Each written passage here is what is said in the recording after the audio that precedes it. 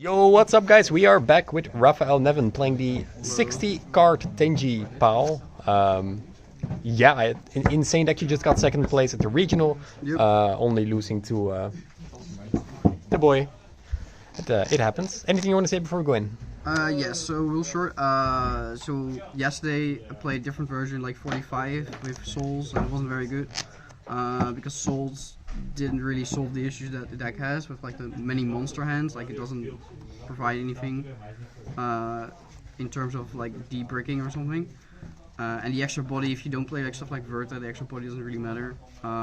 So I came home and then we went on like Discord for like until like 4 AM and we like came up with this, I guess.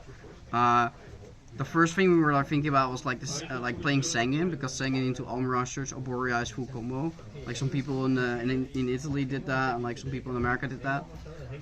But then you're playing Sangin, and then I think Ivan was like, oh, why don't you just play Cardmarket, because then you have you have a normal summon, you have a normal monster summon of it, and then you can play some other cards that make Vessel live.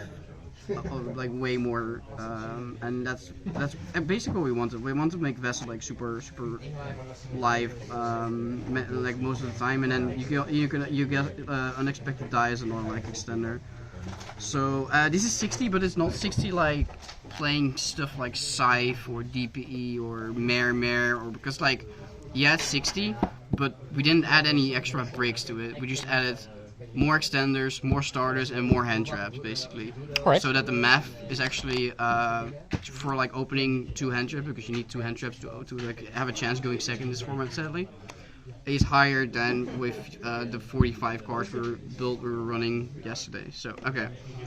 The Brave engine, we actually played double faithful because it's 60 cards, and it definitely comes up a lot that this just like helps you start making Vessel life, because like this is not just to get on the game, of course, like it's also just to make the rest of your hand playable. So I was definitely also like feeling more confident having a second one in my deck, because it just meant that past turn 2, the second rise that you usually able to get somehow, like you could send this off Rise or whatever, but the second ride actually becomes like a lot more threatening, I guess.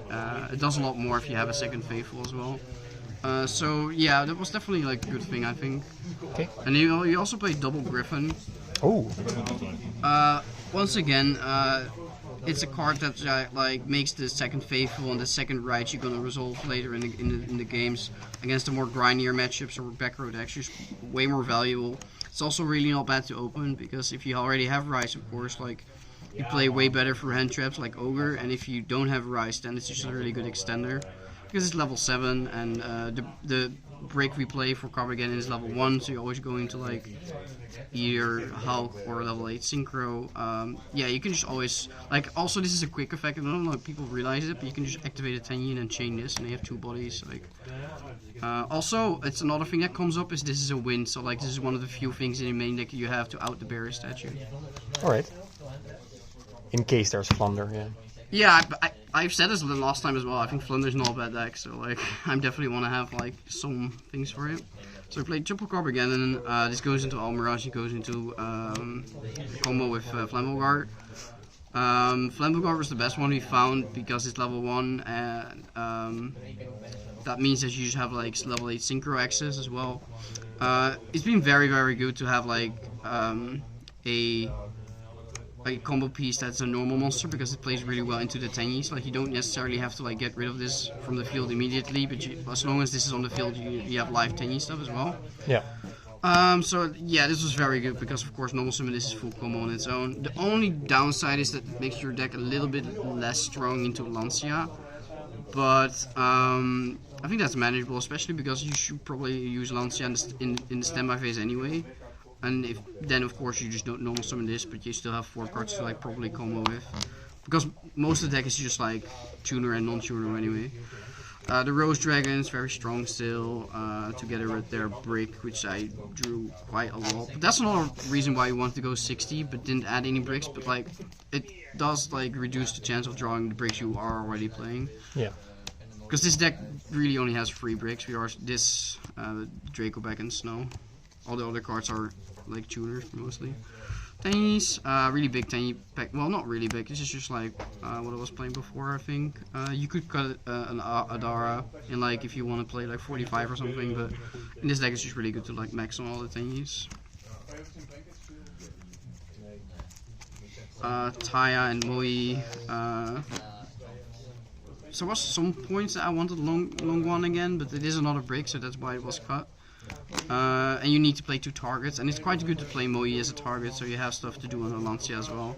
Because if they have Lancia and they have a second negate for like your Baron or Griffin, if they're smart, they just wait until you resolve the Yazi Sun Taya, and then they like Lancia there.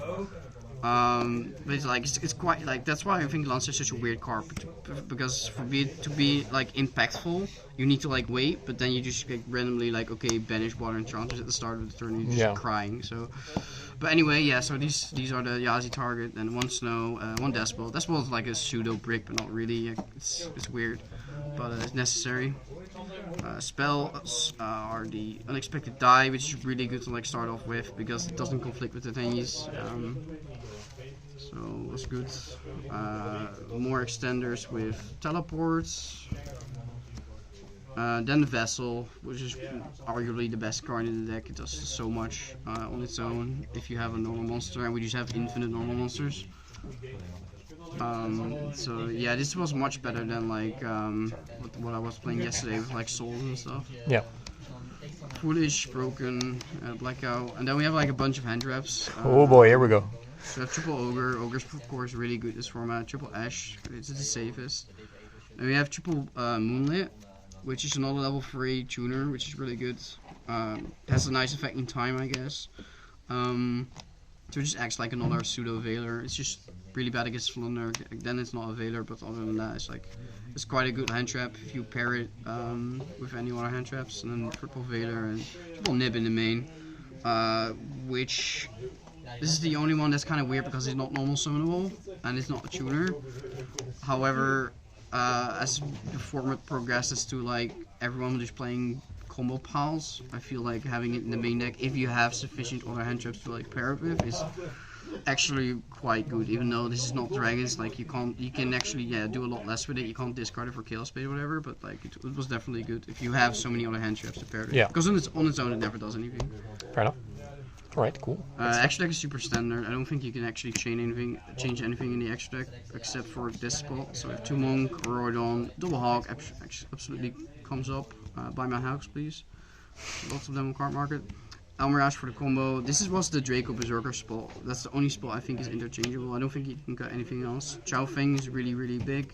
You need a generic level 9 for some combos.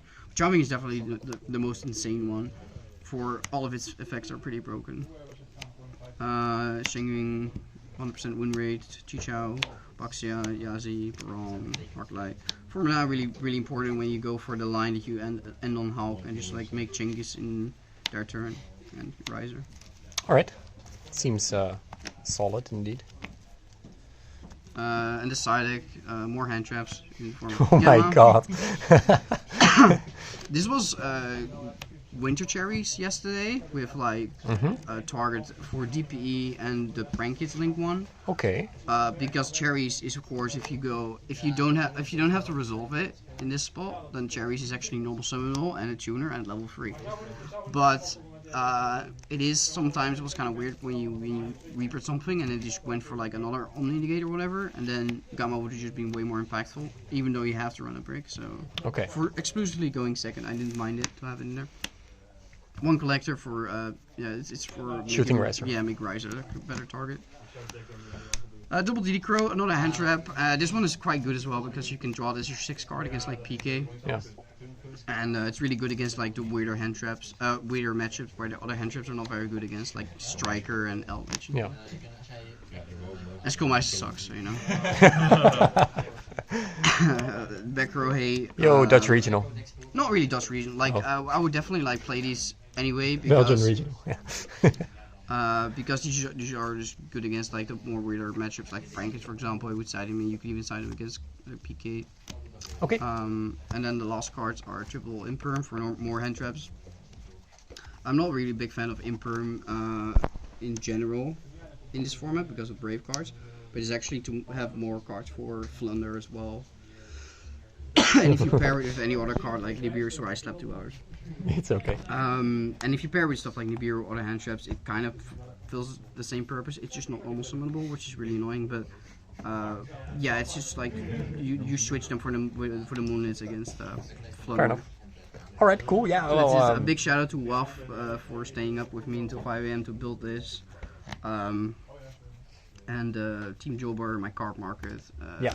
Raphael's links to Duels the Academy, Cardmarket and the yeah. socials in the description down I below. should probably Go, just give you a link tree at this point. But yeah, honestly, at this point, that's I already have your standard what's it called description ready. So yeah, cool. Let's go. Great job. Insane deck. Can't wait to see how this progresses because we're so early in the format. And Yeah, one card I want to try out is Small World because it seems like it's just okay. naturally fits really well in this deck because you can search any combo piece basically. Yeah, especially with all those hand traps. Yeah, so that's All right. something we're gonna Yeah, try. definitely work in progress, and yeah, this video will be live after Vegas, so maybe we'll see an updated list soon after. Thank you for the Maybe, giving pretty well, out to yes, the share, of and course. yeah, see you guys in the next one.